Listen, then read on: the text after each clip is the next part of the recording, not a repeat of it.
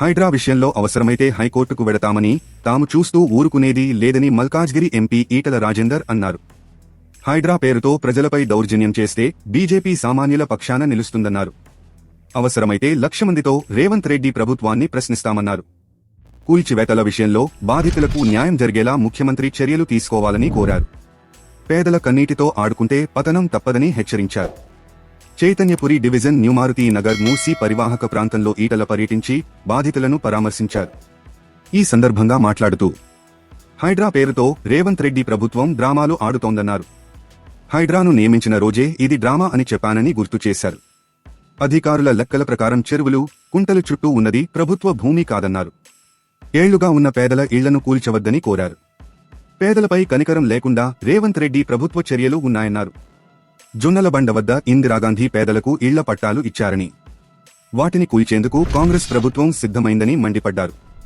మూసీని సుందరీకరణ చేస్తే తమకు ఇబ్బంది లేదని, కానీ ఎన్నడో భూమి కొన్నవారు ఇప్పటికీ ఈఎంఐలు కడుతున్నారని, అలాంటి వారికి నష్టం జరగవద్దన్నారు. లక్షలు పెట్టి కొన్న ఇళ్లకు ప్రత్యామ్నాయంగా డబుల్ బెడ్రూమ్ ఇళ్లు ఇస్తామనడం కరెక్ట్ కాదన్నారు. ఈ ప్రాంతాల్లో ఏనాడూ మూసీ నుంచి వరద నీరు రాలేదన్నారు. ప్రజలు ఓట్లు వేస్తేనే గెలిచిన విషయం మరువవద్దన్నారు. హైడ్రా పేరుతో రేవంత్ రెడ్డి ప్రభుత్వం బస్తీ ప్రజలకు కంటి మీద కునుకు లేకుండా చేస్తోందని ఆగ్రహం వ్యక్తం చేశారు. రేవంత్ మాటలు నమ్మినందుకు ప్రజలకు ప్రశాంతత లేకుండా చేస్తున్నారన్నారు.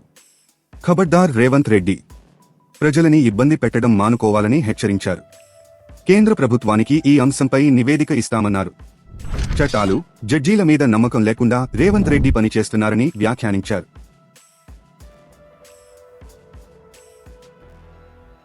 హైడ్రా విషయంలో అవసరమైతే హైకోర్టుకు వెడతామని, తాము చూస్తూ ఊరుకునేది లేదని మల్కాజ్గిరి ఎంపీ ఈటల రాజేందర్ అన్నారు. హైడ్రా పేరుతో ప్రజలపై దౌర్జన్యం చేస్తే బీజేపీ సామాన్యుల పక్షాన నిలుస్తుందన్నారు. అవసరమైతే 1,00,000 మందితో రేవంత్ రెడ్డి ప్రభుత్వాన్ని ప్రశ్నిస్తామన్నారు.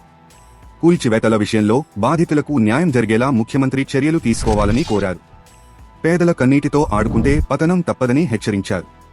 చైతన్యపురి డివిజన్ న్యూమారుతి నగర్ మూసీ పరివాహక ప్రాంతంలో ఈటల పర్యటించి బాధితులను పరామర్శించారు. ఈ సందర్భంగా మాట్లాడుతూ హైడ్రా పేరుతో రేవంత్ రెడ్డి ప్రభుత్వం డ్రామాలు ఆడుతోందన్నారు. హైడ్రాను నియమించిన రోజే ఇది డ్రామా అని చెప్పానని గుర్తు చేశారు. అధికారుల లెక్కల ప్రకారం చెరువులు, కుంటలు చుట్టూ ఉన్నది ప్రభుత్వ భూమి కాదన్నారు. ఏళ్లుగా ఉన్న పేదల ఇళ్లను కూల్చవద్దని కోరారు. పేదలపై కనికరం లేకుండా రేవంత్ రెడ్డి ప్రభుత్వ చర్యలు ఉన్నాయన్నారు.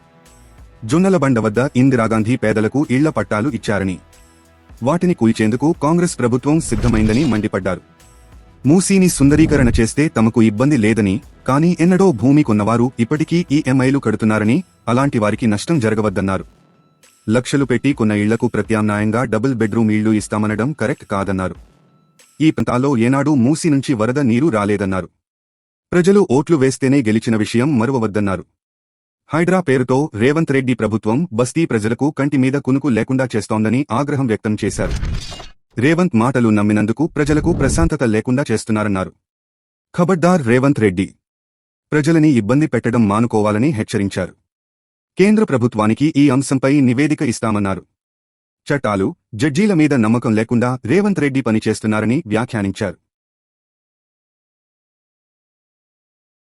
తాజా సమాచారం కోసం లైక్ చేయండి, సబ్స్క్రైబ్ చేయండి, నోటిఫికేషన్ల కోసం గంట సింబల్ ఆన్ చేసి పెట్టండి.